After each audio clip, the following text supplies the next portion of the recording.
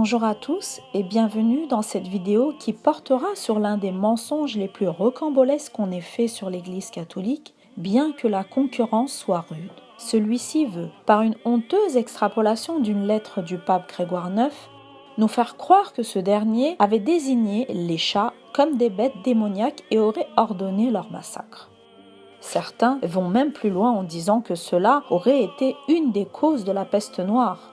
Déconstruisons cette fable. On peut trouver sur Internet une montagne de mensonges au sujet de l'Église. Par exemple, sur quelques blogs, on peut lire toutes sortes d'histoires au sujet d'une lettre écrite par Grégoire IX vers 1230 sous le nom de Vox in Rama, dans laquelle il aurait affirmé que les chats noirs étaient des incarnations de Satan, ce qui aurait provoqué de multiples massacres de chats en Europe, pour ensuite favoriser la propagation de la peste. Mais que dit vraiment Vox in Rama ? Cette lettre était adressée à l'évêque de Mayence en Allemagne et décrivait toutes sortes de rituels pratiqués par des sectes de l'époque. Au milieu de cette description, il y a une brève mention d'un chat noir, a priori suffisante pour tirer des conclusions affreuses. Voici ce que l'on lit, je cite.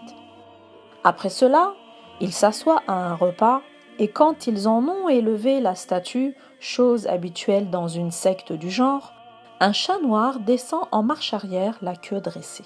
En premier l'initié, puis le maître, et chacun de l'ordre qui en est digne embrasse le chat sur son derrière.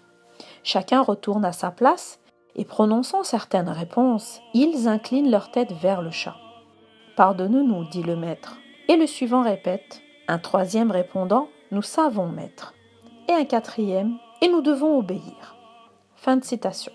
Si ça n'est pas très clair pour vous, un lien propose une traduction anglaise plus longue du contexte de la description.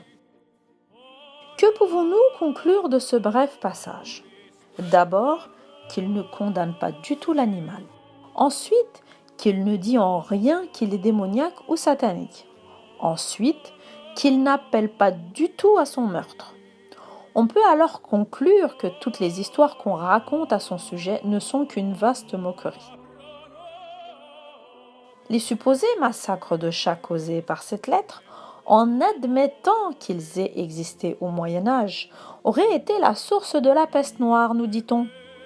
En effet, un raisonnement facile consiste à dire que les rats, favorisant la propagation de la peste, seraient en temps normal chassés par les chats, ce qui empêcherait l'épidémie. Rien de plus ridicule. D'une part, parce que la peste noire a commencé à se propager près d'un siècle après cette lettre, à l'autre bout du globe. L'encyclopédie de la peste noire dit qu'elle a traversé énormément de pays, n'étant pas concernée par les massacres de chats, et qui pourtant transmettront la maladie jusqu'en Europe.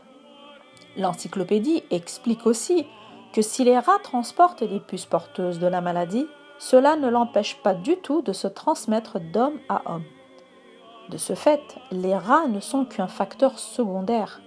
En fait, pour revenir sur le sujet des chats, on sait que ces animaux font aussi partie de ceux qui transportent la maladie. Tout cela veut dire que, massacre imaginaire ou non, la peste se serait transmise. Il est donc très grave d'en remettre la faute sur l'Église, comme on a l'habitude de le faire pour une tripotée d'autres raisons. Cette vidéo est à présent terminée. Abonnez-vous si vous voulez voir plus de vidéos sur les mensonges historiques attribués à l'Église. Soyez bénis dans le nom saint de Jésus-Christ notre Seigneur. Amen.